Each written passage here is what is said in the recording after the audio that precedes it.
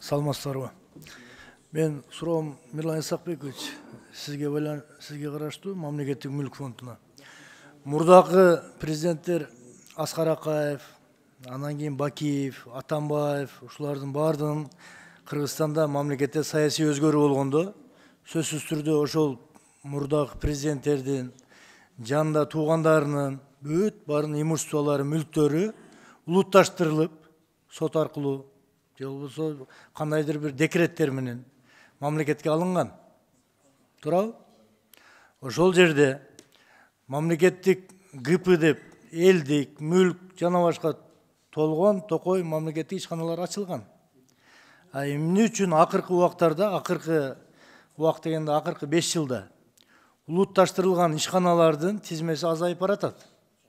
Же алар соттон утуп алып атабы? Же кандайдыр бир жол менен кайрадан кайтарылып берилип атабы? Ошондой эле андай объектилер жүздөп саналат. Мен токтолбой эле коеюн персонально. Бирок могу жалпы суроого бир өзүңүз жооп берип койсоңуз. Туура айтасыз, урматтуу Жусупбек мырза.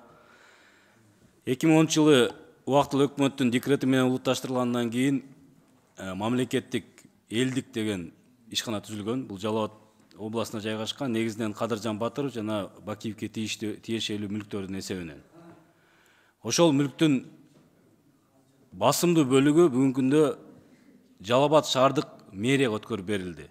Бул жерлер, ошол жерге мына улуттук коопсуздук кызматы жаңы имарат курулду, футбол академия курулуп атат, социалдык бала бакча, бир дагы мүлк декрет менен келген. Сот аркылуу өзүнүн ээсине өткөн жок. Мен бир тактоо иретинде, азыр кичине сурооңуз туура эмес түшүнгөнүңүз окшойт. Ошол тизмелер эмне үчүн азайып кетип атат деп суроо бердим. Сот аркылуу, же болбосо бир аукцион кылып саттыңарбы, же соттон утуп келип кагазын берип мүлкүн кайтарып алдыбы? Ошол кишилердин жакын туугандары же өздөрү. Ушул боюнча конкреттүү барбы? Кайсы, эгер болгон болсо, кайсы объект? Муниципалдык гана менчикке берилип атат. Биринчи. Экинчи, мамлекеттик мекемелерге берилип атат. Ошонун эсебинен гана азайды. Бишкек шаарынын Киев деген көчөдө Караван деген соода борбору бар.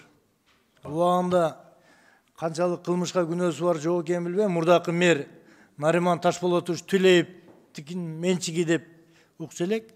Ошол дагы улутташтырылып мамлекеттин карамагына өткөн. Азыркы кезде акыбалы кандай ошонун юридикалык статусу? Ал улутташтырылган эмес, конфискация болуп өткөн. Кийин соттун чечими чыкты, мен жана маалымат берип кеттим, поворот исполнения деп кайра ээсине кайтарылган. То есть кайра Нариман Түлеевке Караван соода борборун мамлекет кайтарып берди. Туурабы? Туура. Ошону туура түшүнөмбү? Туура.